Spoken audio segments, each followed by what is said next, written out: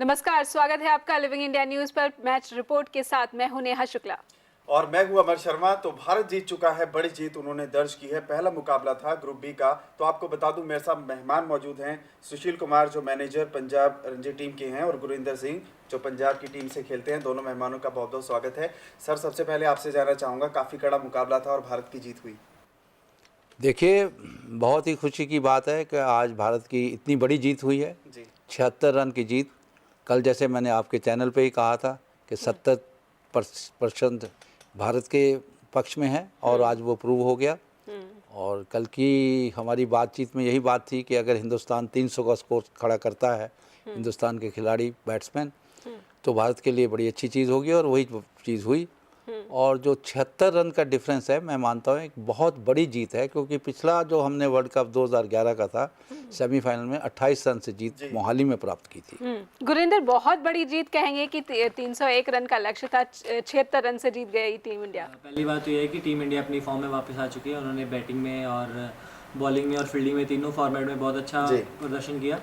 और 300 रन का चेस करते हुए अगर हमने 76 रन बनाते हैं तो ये बहुत बड़ी जीत है। और सुशील जी से जान लेते हैं। सुशील जी, ये चीज़ देखने में आई है, कोई भी टीम यहाँ पर बैटिंग कर रही है पहले तो वो 300 प्लस बना रही है। एक साइकोलॉजी फर्क भी इसमें कहीं ना कहीं पड़ता है दूसरी टीम पर दबाव के तौर पर।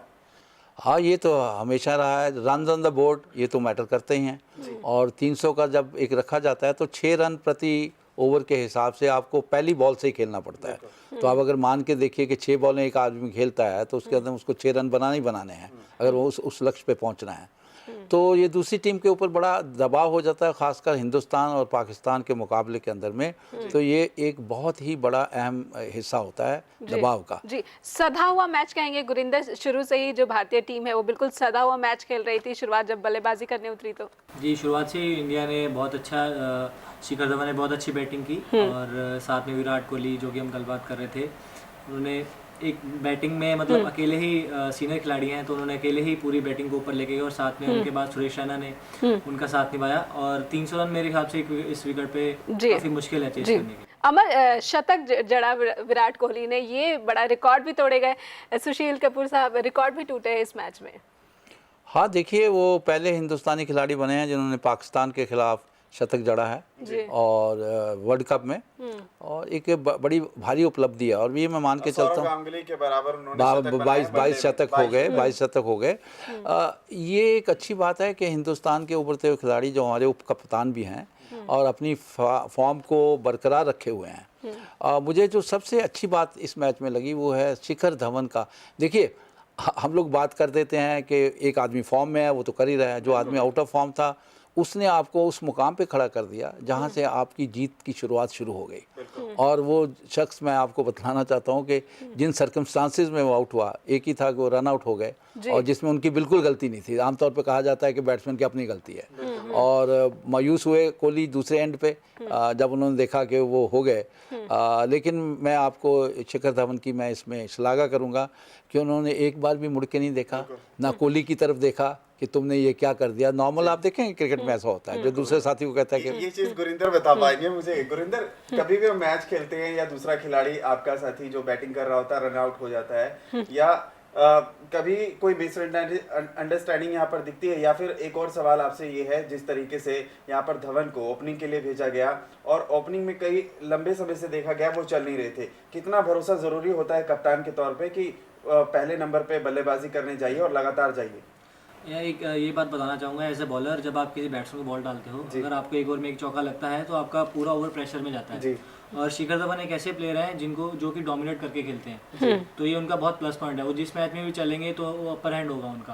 और शिखर धोनी ने उन पे पूरा भरोसा जताया और उन्होंने आज साबित कर दिया। जी बिल्कुल जी, काफी अच्छी बात है नेहा, जिस तरीके से धोनी ने अपने उम्मीद धोनी, हाँ, और शुरू से ही अमर, जिस तरह से माही की स्ट्रेटजी की तारीफ की जाती है, शुरू से ही जब टॉस जीता माही ने, किस्मत भी माही की बहुत अच्छी मानी जाती है। इसके बाद स्ट्रेटजी भी आज के मैच में पूरी तरह से दिख रही थी कि साफ थे माही शुरू से ही कि उनको किस खिलाड़ी को किस वक्त उतारना है।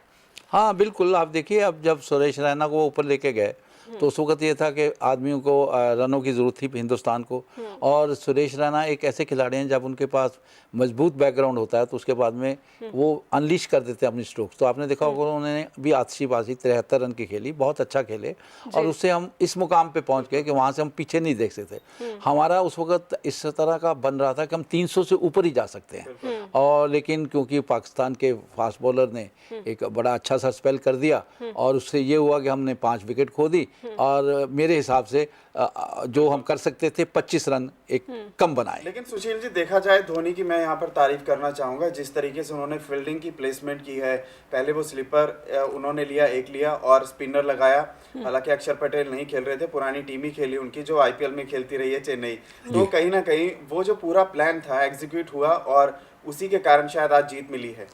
हाँ, ये बात ठीक है आपकी कि अक्षर पटेल नहीं खेले। देखिए रविंद्र जडेजा आपके ट्रस्टेड और ट्राइड खिलाड़ी हैं। आपने चेन्नई सुपर किंग्स की बात करी, उसमें ठीक है खेलते हैं, कप्तान को भरोसा है, कप्तान को सुरेश रैना पे भी बहुत भरोसा है। तो माही की एक तारीफ़ करनी होगी कि वो अपना भरोसा जल्दी से नहीं खोते हैं, और वो आदमी को पूरा मौका देते हैं कि आप खेलिए। उनको शिखर धवन पे भी पूरा भरोसा है, आज उन्होंने वो पूरा करके दिखाया जी। और तो बतौर माही कप्तान तो वो काफ़ी सक्सेसफुल माने जाते हैं, लेकिन पाकिस्तान के कप्तान ने पूरा मोर्चा संभाल तो रखा था, लेकिन टीम कहीं ना कहीं साथ नहीं दे पा रही थी। गुरिंदर?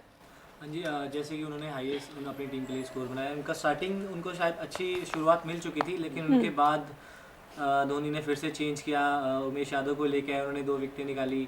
तो ऐसे जब विकेट गिरती है तो चेस करने में बहुत प्रेशर आ जाता है जी। तो जो मतलब मेरे हिसाब से उनको थोड़ा टिक के खेलना चाहिए था विकेट पे। शायद उन्होंने थोड़ी ज़्यादा जल्दी दिखाई और अपने विकेट खोते चले गए। सुशील जी से जानना चाहूंगा, सुशील जी, जिस तरीके से अहमद शहजाद को कहा जा रहा था कि अगर ये खिलाड़ी 50 रन बनाता है तो 80% ऐसी संभावनाएं हो जाती हैं कि पाकिस्तान टीम यहाँ पर जीत जाती है। एक तो वो ओपनर थे, जल्दी आउट हो गए, ये बड़ा कारण, या फिर 50 रन से पहले आउट हुए, ये बड़ा कारण? देखिए, ये तो एक सोचने की बात है कि वो 50 बनाएंगे, अगर तेंदुलकर ये करेंगे तो वो होगा, हम लोग इतने ये तो प्रतिशत की बात है। लेकिन ये एक बात अच्छा खिलाड़ी अगर जल्दी आउट कर लो। अब आप देखिए हमारी तरफ से रोहित शर्मा बहुत जल्दी आउट हो गए, लेकिन उनके नीचे कितने शतक लगे हुए हैं। तो बात तो मैंने जैसे कहा कि वनडे में उस दिन कौन खिलाड़ी कैसा खेलता है, उस दिन आपकी टीम की स्ट्रेटेजी कैसे बन जाती है। अब ये देखिए, अगर ये अपनी हिंदुस्तान की टीम 250 पे सिमटी होती तो गेम का रुख और होता। तो जब मैंने पहले ही कहा था कि 300 का स्कोर पाकिस्तान के 300 का, जी 300 शुरू से ही बातें हो रही थी कि 300 का स्कोर अगर खड़ा कर देते तो जीत आसान होगी गुरिंदर, लेकिन पाकिस्तानी गेंदबाजी में वो धार नहीं रही कि वो 300 के स्कोर को रोक नहीं पाए।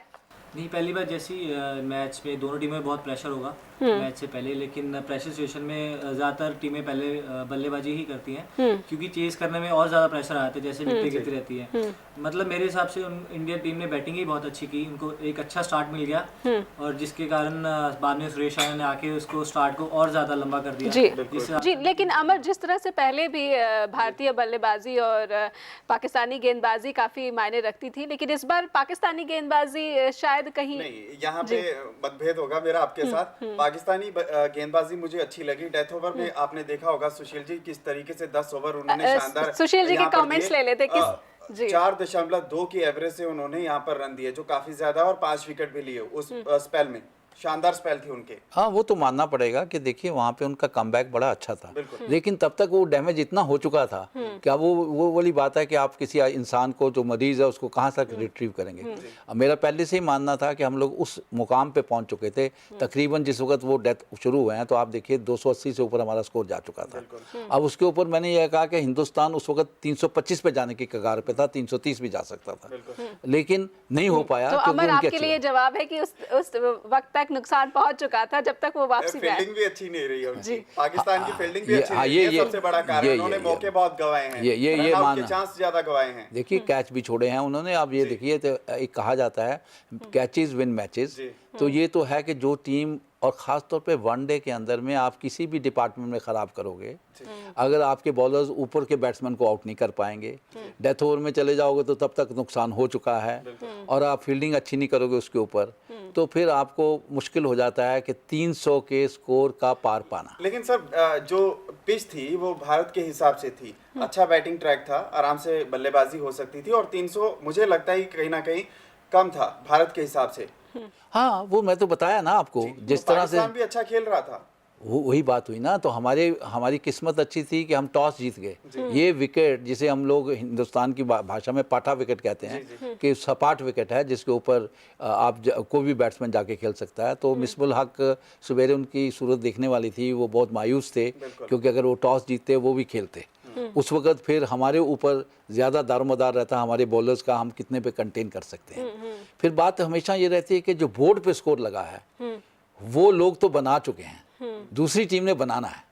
ये आप देखिए, बने हुए को और बनाने वाले में बहुत फर्क रहता है। तो ये बात हमेशा ज़हन में रखनी चाहिए। टॉस के साथ ही पाकिस्तानी टीम का ये बिल्कुल मायूस होना बिल्कुल लाजमी हो गया था कि चलो टॉस हार गए हैं तो शायद मैच जीतना मुश्किल हो जाएगा। टॉस का इतना ज़्यादा इंपॉर्टेंट नहीं रहा, क्योंकि हमारे स्पिनर्स ने क्रूशियल विकेट निकाले हैं, उनके स्पिनर्स को विकेट नहीं मिले हैं, तो हमारी जो पार्टनरशिप थी वो लंबी होती चली गई। लेकिन हमारे जैसे अश्विन ने विकेट निकाला, उसने जडेजा ने विकेट निकाला, तो ये बहुत इंपॉर्टेंट है कि स्पिनर्स आके विकेट्स निकाले, तो जिससे कि हमारे फास्ट बॉलर अच्छा डाल ही रहे थे। तो जब स्पिनर और पाकिस्तान के स्पिनर से अच्छी बॉल नहीं की आज मेरे जी। तो पाकिस्तान में अमर अनुभव की भी काफ़ी कमी, बहुत ही कमेंटेटर्स भी बार बार बोल रहे थे कि शायद सबसे कमज़ोर अब तक की पाकिस्तान की टीम थी जो भारत के खिलाफ उतारी गई है। सुशील कपूर और गुरिंदर दोनों आपसे जानना चाहेंगे। पहले सुशील जी। देखिए, आप कमज़ोर टीम अगर आप मान के चलो, देखो यंग टीम को आप हमेशा कमज़ोर कहोगे, तो मैंने कहा वो यंग टीम, हाँ, अनुभव की कमी मान सकते हैं। बाकी कमज़ोरी और किसी चीज़ की नहीं है कि कोई भी बैट, अब देखिए उनकी फास्ट बॉलिंग, मैंने जैसे कहा कि ट्रैक ऐसा नहीं था जिसके ऊपर, लेकिन शमी ने आपके 4 विकेट निकाल दिए, 2 विकेट दूसरे फास्ट बॉलर ने निकाल दिए, 2 शर्मा ने निकाल दिए। तो ये सब ने मिल मिला के किया।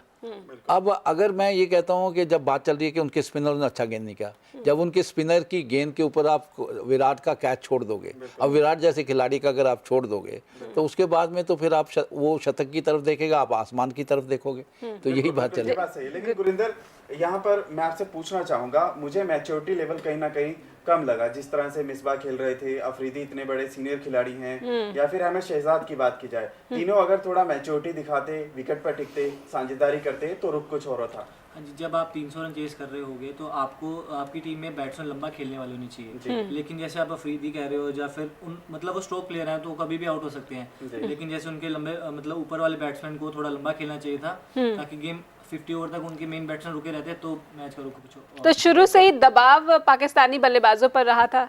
गुरिंदर, आपने देखा स्टार्टिंग में उनकी, मेरे हिसाब से उन्होंने पावर प्ले में अच्छी बैटिंग की, उनका सिर्फ एक आउट था 10 ओवर तक, और उन्होंने अच्छी, और मोहित शर्मा ने उमेश यादव को जब रन लगे तो उसके बाद मोहित शर्मा ने पावर प्ले में एक अच्छी बॉल डाली, बट उसके बाद जब से हमारे स्पिनर्स लगे तो उन्होंने विकेट निकाली, तो उसके बाद तो शायद भारतीय गेंदबाजों से इस तरह की गेंदबाजी की उम्मीद नहीं थी पाकिस्तानी बल्लेबाजों को।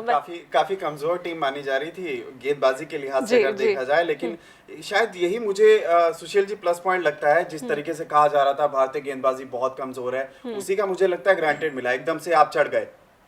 देखिए, मैंने कल भी आपसे कहा था कि हम लोग जब 300 रन लगा देंगे तो हमारी गेंदबाजी जैसी भी होगी वो किसी भी टीम के ऊपर हावी हो जाएगी। आप ऑस्ट्रेलिया के खिलाफ 300 लगा दीजिए, इंग्लैंड के खिलाफ लगा दीजिए, 300 रन का जो लक्ष्य है बहुत छोटा नहीं होता। पर हमारी प्रॉब्लम ये रही है कि जहाँ भी हम कहीं भी हारे हैं, वो 250 पौने 300 के बीच में जब रह जाते हैं, तो ये आखिर के जो 20-25 रन होते हैं, यहाँ कभी आप देखोगे डेथ ओवर में नहीं लगा सके, कभी हम लगा लेते हैं, तो यही वो फर्क। एंड में जब आप कोई भी एनालिसिस कर लीजिए, ये कहा जाता है कि 25 रन और हो जाते। धोनी की भी बात करेंगे, कोहली की बात करेंगे और रैना की भी बात करेंगे, लेकिन एक ब्रेक के लिए रुकता हूँ, ब्रेक के उस पार और भी चर्चा जारी रहेगी, फौरन हाजिर होती है।